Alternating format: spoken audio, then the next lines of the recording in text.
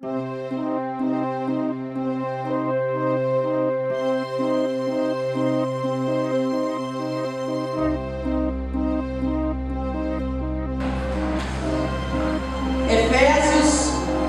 Novo Testamento, Efésios capítulo 4. Efésios capítulo 4. Vai passando aí Coríntios, você vai andando, aí você chega em Gálatas, você dá um cumprimento para Gálatas e segue em frente. Aí você chega em Efésios, Epístola de Paulo aos Efésios. Os Efésios eram os irmãos que se reuniam na cidade de Éfeso. E Paulo então escreve uma carta, uma epístola aos irmãos que congregavam naquela cidade. E no capítulo 4, versículo 1, Paulo diz o seguinte: rogo-vos, pois eu, o prisioneiro no Senhor, que andeis de modo digno da vocação a que fostes chamados, com toda a humildade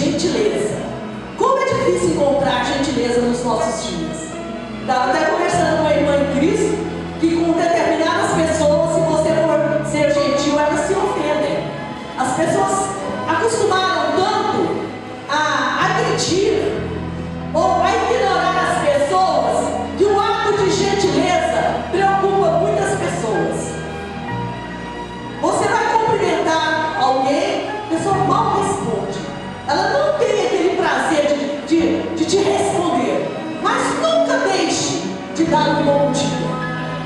Nunca deixe de dar uma boa noite. Nunca deixe de fazer um elogio, né? Nós vivemos em época que há uma facilidade muito grande em criticar as pessoas. Crítica destrutiva. Você olha para uma pessoa e você, ao invés de ver a qualidade que há na pessoa, você vê um defeito. Você então logo lança uma crítica. E Paulo escrevendo aqui, ele diz: olha, vocês sejam gentis. Meu querido, no seu trabalho, seja gentil. Você que tem alguém lá que muitas vezes você pensa, é difícil de tolerar, é difícil de suportar. Mas não deixe que o mau humor das pessoas venha contaminar a sua vida. Amém? Problema de quem está com mau humor, problema de quem está falando mal, problema de pessoas que só sabem abrir a boca para acusar, para condenar, para criticar. Isso não te pertence. Não te pertence. Não contamine o seu interior com aquilo que não é edificante. Não vale a pena. Amém? Então Paulo fala para os irmãos: sejam gentis. E ainda diz mais: impacientes. E a época que nós estamos atravessando, mais do que nunca, somos desafiados todos os dias a sermos pacientes. No trabalho, dentro de casa, na igreja onde congregamos, na faculdade, no colégio, aonde você estiver, é necessário você desenvolver a paciência, porque as pessoas andam muito impacientes. As pessoas agridem, as pessoas matam por falta de paciência. E Paulo escrevendo aos irmãos, imagina se naquela época Paulo teve esse cuidado de falar a respeito de paciência. Imagina hoje, nos dias que nós estamos vivendo. E ele ainda fala que essa paciência, que seja de suportar uns aos outros, que seja feita em amor. Em amor. Não é difícil para nós que somos crentes desenvolver o amor de Deus que está dentro de nós.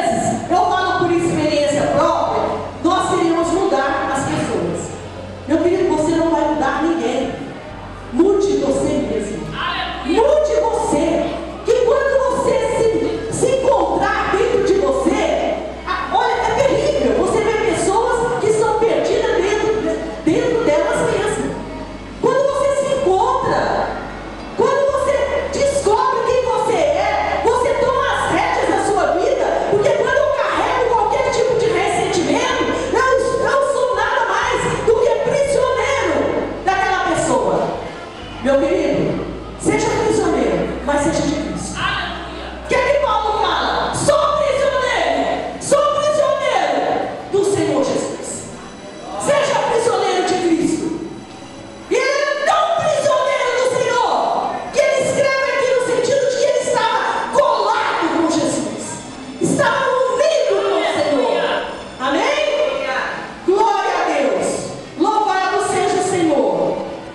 E assim como nós alcançamos paz com Deus, hoje nós desfrutamos desta paz. Como o obreiro Cristiano leu, falando a respeito de unidade: andarão dois juntos, se não houver entre eles um acordo. Amo esse versículo. Nós precisamos estar vivendo em comunhão, em unidade com aqueles que estão andando conosco, com aqueles que fazem parte da nossa vida. Só temos livre-arbítrio. Justo tremendo. Você é livre. Você é livre para trabalhar onde você quiser. Você é livre para congregar aonde você quiser. Meu querido, nós somos livres. Moramos num país onde há liberdade. Você é livre para mudar de Brasília e para qualquer outro lugar nessa nação. Nós somos livres. E por que eu vou deixar uma situação me aprisionar?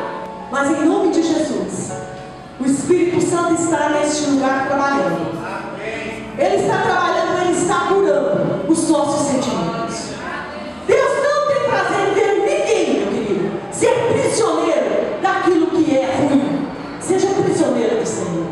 Se você tem que carregar o fardo, carregue o de Jesus, né?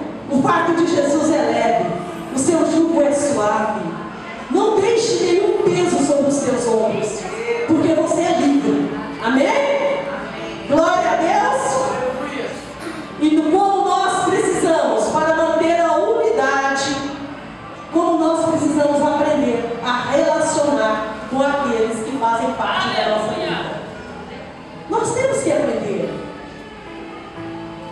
Há pessoas com natureza, temperamentos dos mais variados. Aí é bom você conhecer como se tratar com as pessoas. Há certas amizades, infelizmente, e eu creio que muitos aqui vão concordar comigo, há certas amizades que devem ser mantidas à distância, para que você possa viver em paz. Infelizmente é assim. Mas isso não quer dizer que você excluiu aquela pessoa. Pelo contrário, se ela precisar de você, você está ali. Você está pronta. Você está pronto para servir. Porque você não tem inimigo. Você não tem inimigo.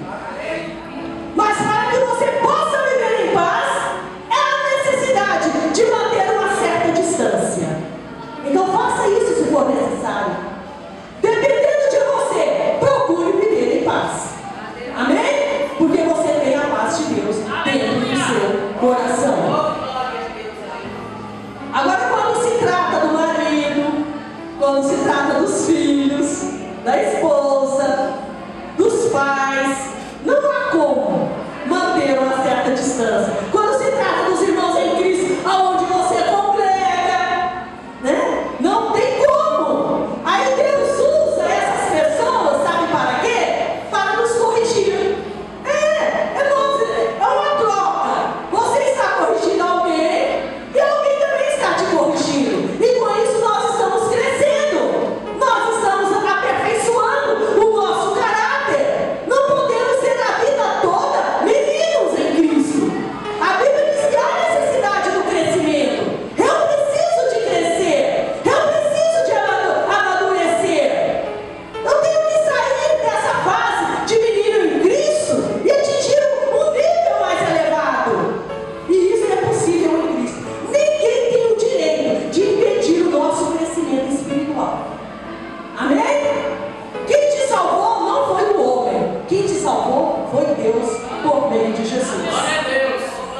Quem te livra, quem te sustenta é o Senhor. Amém? Então, se eu tenho que dar satisfação, em primeiro lugar, esse alguém é Deus.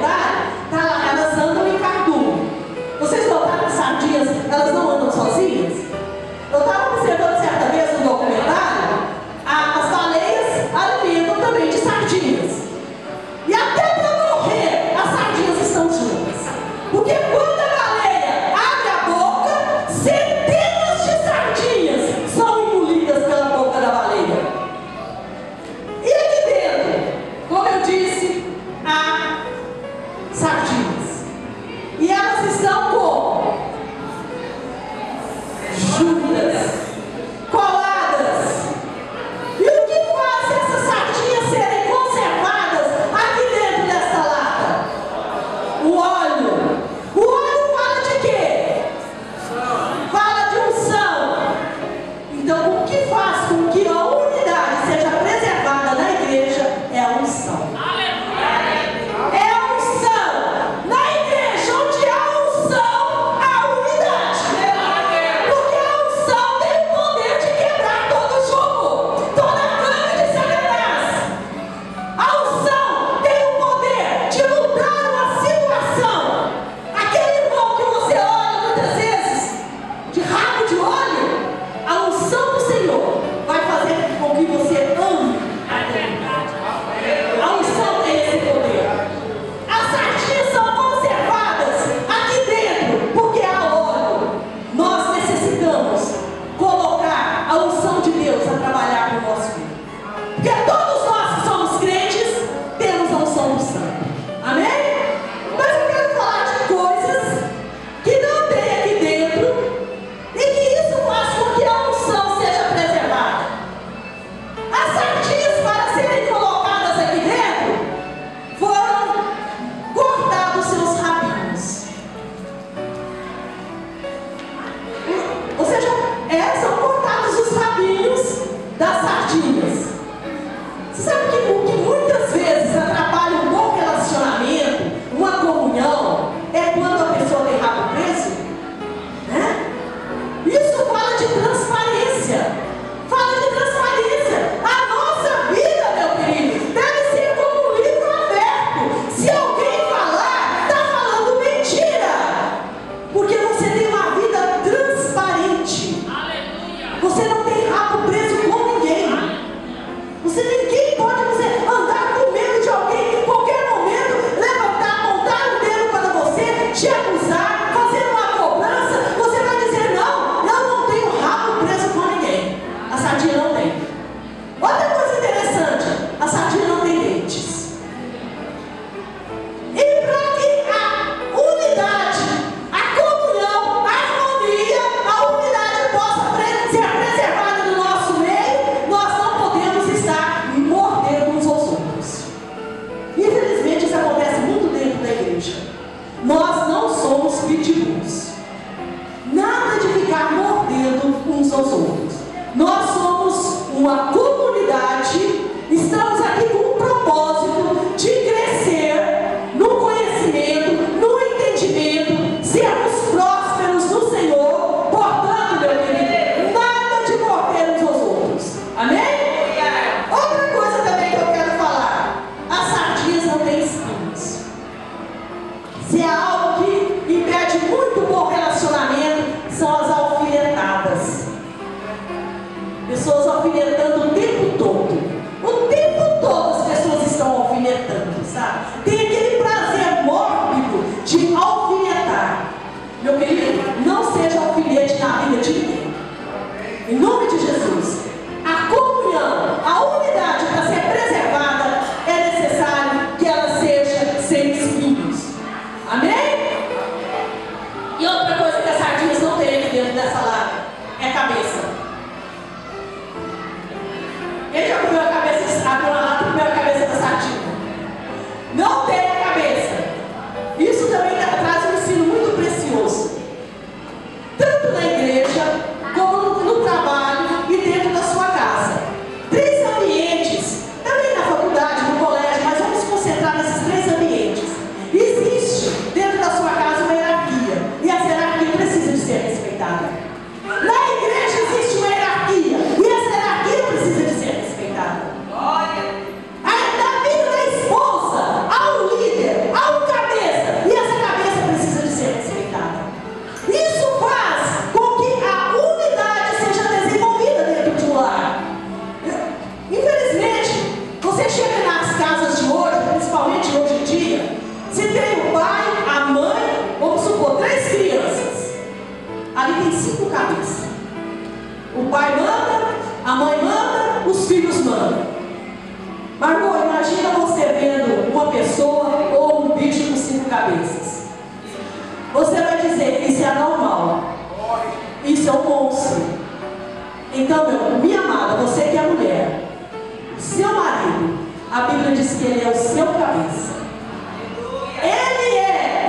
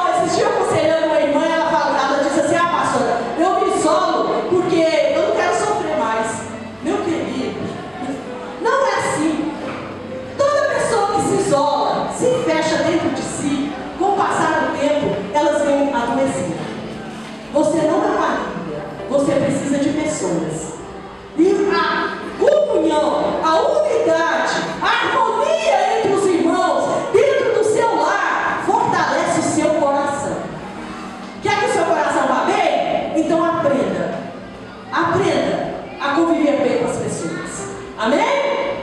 Glória a Deus. E aí eu vou buscar mais a respeito disso. Diz que a sardinha, gente, come mais sardinha.